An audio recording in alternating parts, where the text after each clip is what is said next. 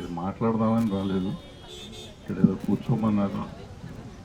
తులసి చేస్తానంది. తులసితో పాటు మీరు అందరూ ఉన్నారు. మీ అందరితో పాటే నేను స్పెషల్ కాదు.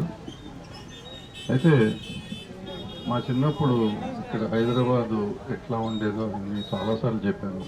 ఇవాళ హైదరాబాద్ ఎట్లా ఉందో చాలామంది డెవలప్మెంట్ అంటున్నారు. నా ఉద్దేశంలో చాలా నాశనం అయిపోయింది. ఎల్లారెడ్డిగూడలో ఉండేవాళ్ళం లాస్ట్ 70 years నుంచి. ఎల్లారెడ్డిగూడ ఇప్పుడున్న వెంకటేశ్వర స్వామి టెంపుల్ దగ్గర నుంచి అంత అడిగి ఉండేది. జలపాతాలు, వృక్ష సంపద అక్కడ అంత మొత్తం అడవి. చాలా జంతువులు ఉండేవి. వేటకి వెళ్ళేవారు. మా దగ్గర నవాబులు ఉండేవారు. అమీర్పేట వాళ్ళు 5 నవాబులు ఉండేవారు. 2 నవాబులతో వేటకి వెళ్తే మేము చిన్నపిల్లలు వాళ్ళు వెనకాల వెళ్తూ ఉండేవాళ్ళం. అటువంటి అడవి ఇవాళ భయంకరమైన కాంక్రీట్ జంగల్ అయిపోయింది. ఇక్కడ ఇప్పుడు అక్కడి నుంచి మోకిల, ఇప్పుడు మోకిలా షిఫ్ట్ అయ్యాం. మోకిలా దాకా అడవి ఉండేది. మోకిలా దాకా ఇప్పుడు మొత్తం ఇళ్ళు వచ్చేసినాయి. సో దాని రిజల్టే లాస్ట్ 10 years నుంచి చూస్తున్నాం. ఎక్కడికెడితే అక్కడ వరదలు వచ్చినప్పుడల్లా ఏమైపోతుంది ఏంటి అనేది చూసాము.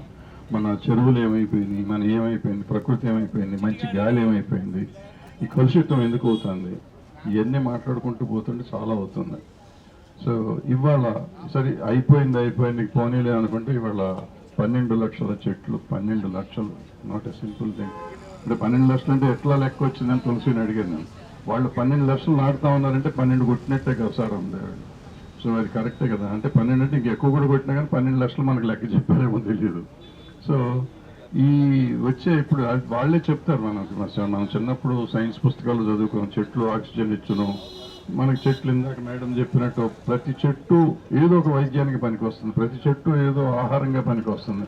ప్రతి చెట్టు మనం ఇవాళ బతుకున్నామంటే ఈ చెట్లు వల్లే మనం బతుకున్నాం. ఎందుకంటే ఆహారం అదే. ఈ ఇంటి ఇల్లు కావాలంటే అదే కావాలి. ఏది కావాలన్నా చెట్టు కావాలి. అలాంటి చెట్టుని మనం నరుక్కుంటూ పోయి గాలి లేకుండా ఏం లేకుండా సార్ ఇక్కడ మాస్క్ పెట్టుకున్నారు. భవిష్యత్తులో మనం అంతా మాస్కులు పెట్టుకోవాల్సిన పరిస్థితి వస్తుంది.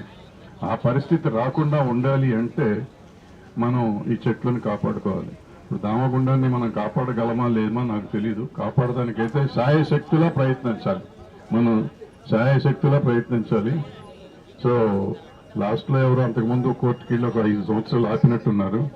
మళ్ళీ ఆపగలిగితే చాలా సంతోషం. ఆపటంగా టోటల్గా ఆపాలి. కోర్టులో టెంపరీ స్టేలు కాదు కావాల్సింది, పర్మనెంట్గా ఆపాల్సిన పరిస్థితి ఉంది.